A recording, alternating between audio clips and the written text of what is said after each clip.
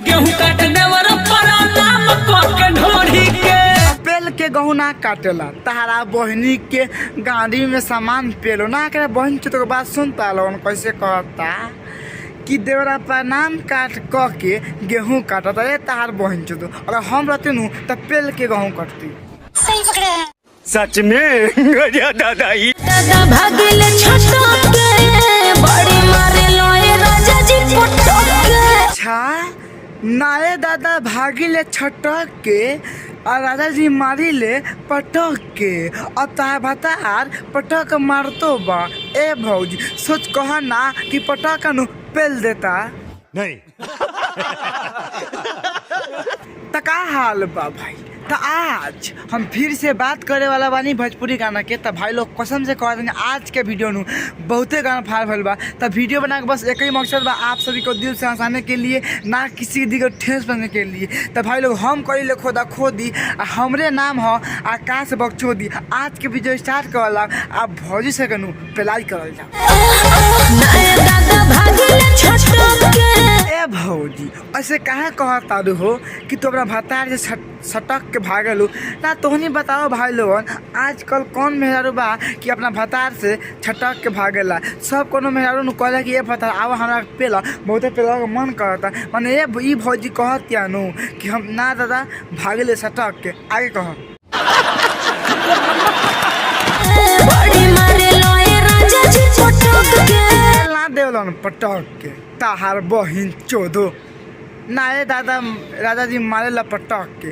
अब तोहनी बताओ भाई लोगन जब भैया के मेहरारू बा तब पटक के मारो चाहे पटक के पेल दो चाहे पटक के लाने पर हक दो तो कोनो दिक्कत बा? कुछो दिक्कत नहीं है भौजी। सही पकड़ा है। सच में दादाई ढोरी में टूसा भइले बा। अच्छा लुगा के छेदी छेदी ढोरी में टूसा धोइले बा। अब तोहनी बताओ भाई लोगन ऐसा भौजी से के बात सुन के तोहनी के गरिया के ना मन करी पेले के ना मन करी ताका आरती उतारे के मन करी कि कोनो भौजी कहनू कि ढोरिए माल चुरा देले बा।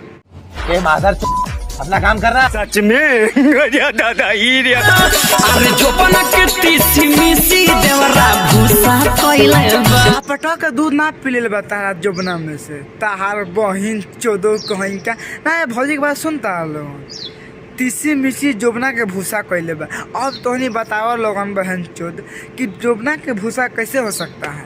ए भंसरी वाला गाना ऐसा गाता है ना कि सुन के मन कहता है कि लाल भगा दे। आप ही लोग बताइए ऐसे गाना होता है? कोई जोबना के मिस के भूसा करता है कि जोबना के मिस के फुलाता है या उसमें दूध पीता है? यही बहन चोद बोल रही है कि जोबना के मिस के भूसा कर दिया है। भाग तो बहन चोदो। सच में दादाई पूरे पूरे चोइत में जाला चदर ओढ़ी के। भोरे भोरे चौथ में चादर में मुठ मार लेला का कहता है भौजी कि भोरे भोरे जाला चादर ओढ़ी के। अरे तोर बहन चो तो कहेंगे भोर में चादर ओढ़ के। अच्छा ठंडी के मौसम बा चलो हम मानते हैं भाभी कि आपका देवरा चादर ओढ़ के जाता है भोरे भोरे चौथ में। तो आगे क्या करता है थोड़ा खोल के बताइए। सही पकड़ा है। सच में दादाई गेहूं काटने वाला पड़ा नाम के ढोरी के। तारा बहनी के बूढ़ चाट के ना प्रणाम करेला गेहूं ना काटेला। तारा बहनी के गाड़ी में जेसीबी पेलो ना मतलब तोहनी बताओ लोग कौन ऐसा भौंसी वाला बा देव कि अपना भौजाई के ढोरी प्रणाम करके चाट के गेहूं काट जाई ना। तोहनी बताओ भाई लोग कौन ऐसा भौंसी वाला देवर बारे। अरे तोर बहन चो दोस्तों ऐसा गाना गाओ छोड़ दो सर कसम से कहता नहीं तो के गाना सुन के नू हमार झाट लाल हो जाता आ मन करता नू तो के मुछ बना दी। ए मादर अपना काम कर रहा। सच में दादाई